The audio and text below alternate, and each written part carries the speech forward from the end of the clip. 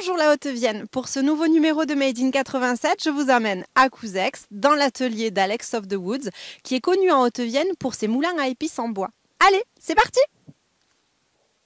Et bonjour à tous, moi c'est Alexandre, le visage derrière Alex of the Woods. Alors Alex of the Woods, c'est une entreprise de menuiserie et tournage sur bois que j'ai créée il y a quelques années, en 2019, à la suite d'une fin d'activité que je faisais avant. Donc mon ancien domaine c'était la chimie environnementale et notamment je m'étais spécialisé dans la chimie du bois.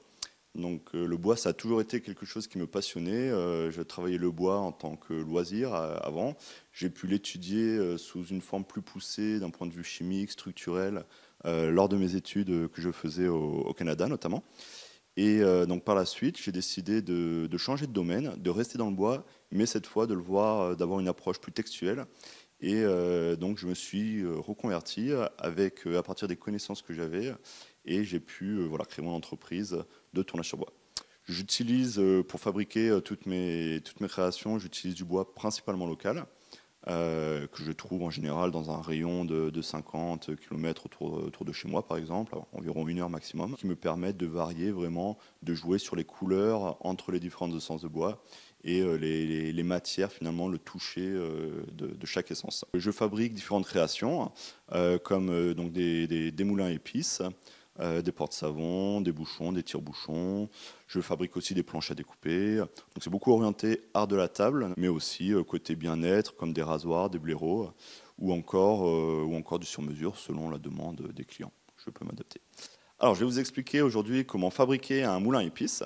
Donc un moulin à épices au tour à bois. Donc pour commencer, la première étape, c'est de préparer le morceau de bois qui va être monté sur le tour à bois. Je prépare plusieurs cylindres de différentes essences. Et dans ce stock de cylindres, je peux décider, je peux choisir le morceau qui me plaira selon son veinage, selon sa couleur, l'essence de bois, ou tout simplement selon la commande qu'on a pu me passer. Donc la première étape, une fois le moulin monté sur le tour, ça va être d'usiner tout le corps intérieur du moulin. Donc ça va être différents perçages pour monter le mécanisme de mouture dedans. Une fois tous ces diamètres, tous ces perçages effectués sur le moulin, je peux attaquer l'usinage extérieur du moulin. C'est là qu'on va vraiment voir la création du moulin finalement, qu'on va partir d'un cylindre et on va voir la forme se dérouler en même temps que les copeaux finalement.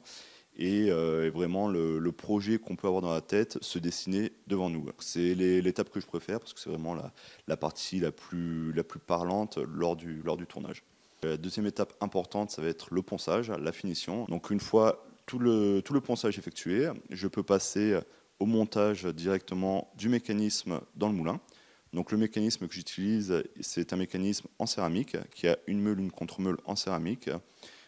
Qui va permettre de moudre du sel, du poivre, différentes épices, de la coriandre. Voilà, il est vraiment adapté pour plusieurs épices.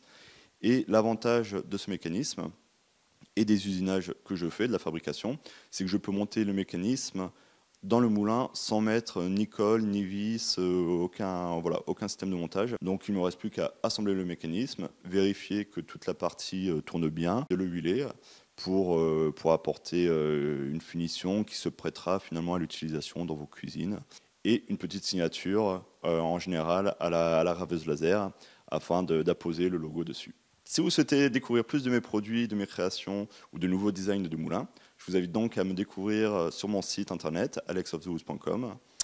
Et je vous dis à bientôt, plein de bons copeaux.